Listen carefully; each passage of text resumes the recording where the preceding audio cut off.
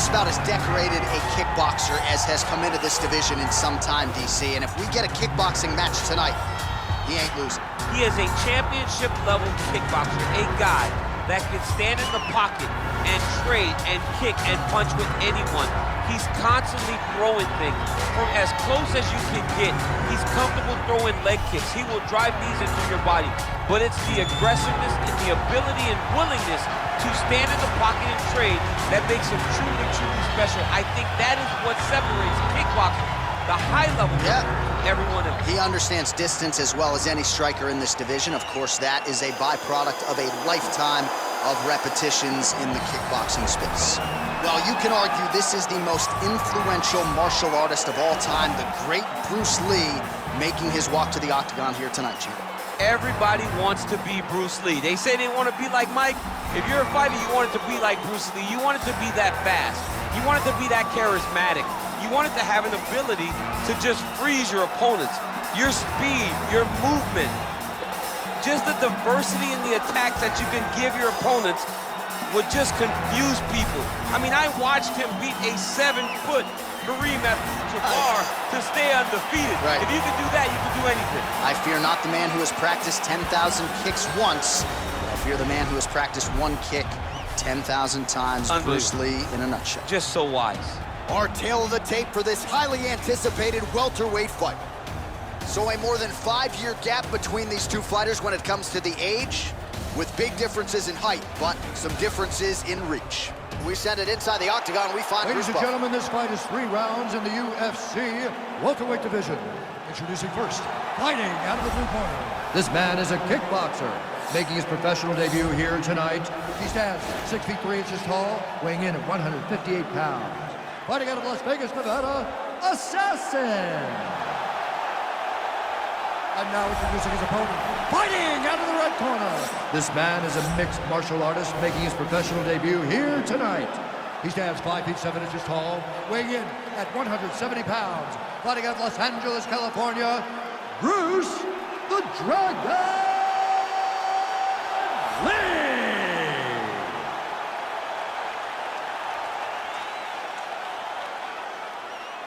And when the action begins, our referee in charge of the octagon is Dan Miragliotta.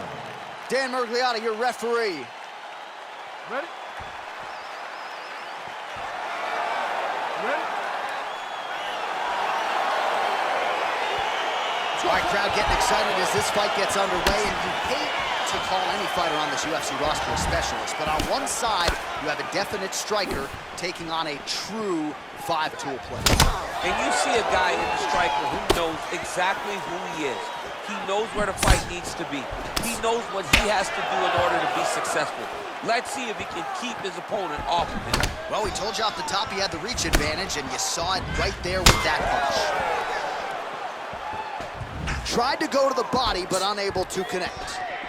And he landed the right hand there. And both guys really throwing with authority.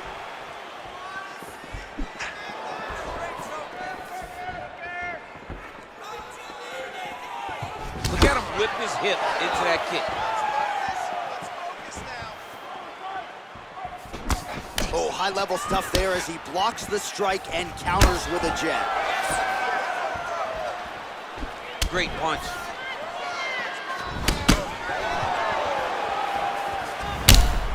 Visibly limping here.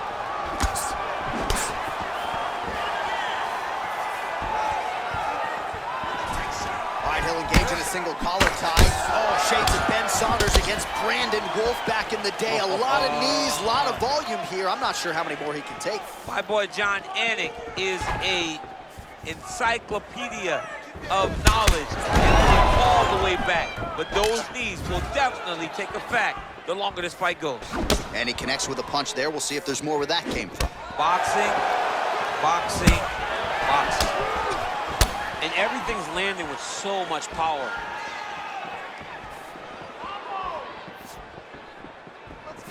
Look at how he turns his hip over when he throws that kick. Trying to find a home for that right hand.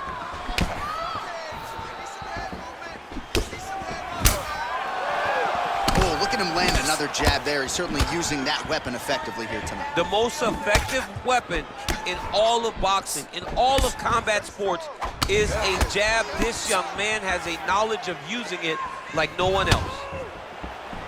All right, single collar tie now. Big leg kick lands. Lee gets caught with that punch. He'd be wise to get those hands up. Able to check the high kick. Doubled up on the jab there. Nicely done by Lee.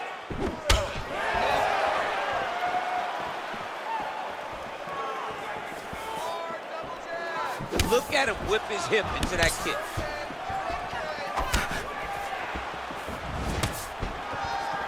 Final seconds here. Round two next.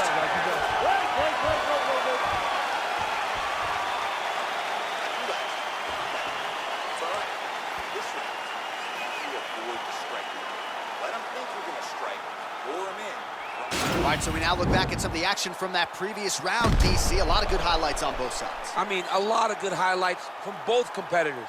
They both should be very proud of what they accomplished. But I'm telling you, man, I'm not sure they can keep this up.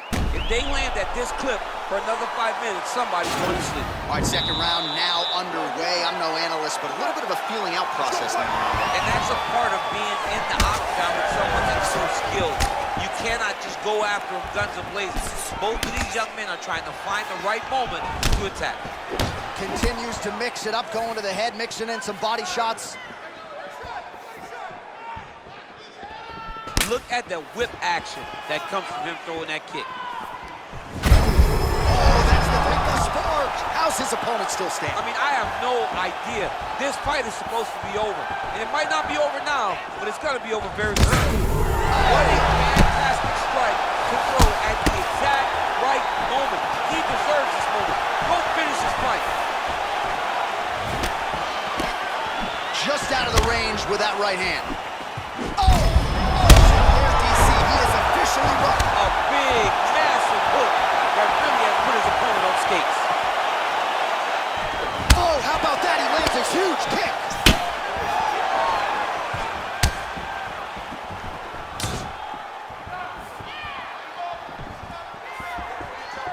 So he's really starting to put together some significant... Oh! Dude's hurt. Serve him up. Go get him.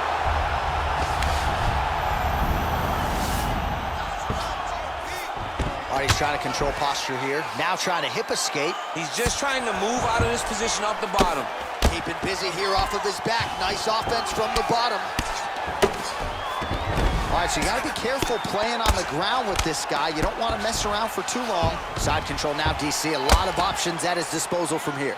Well, you see all the grappling repetitions here. Just beautiful movement, seamless transitions on the ground. Over and over, these guys are doing things that you see in every jiu-jitsu gym around the country.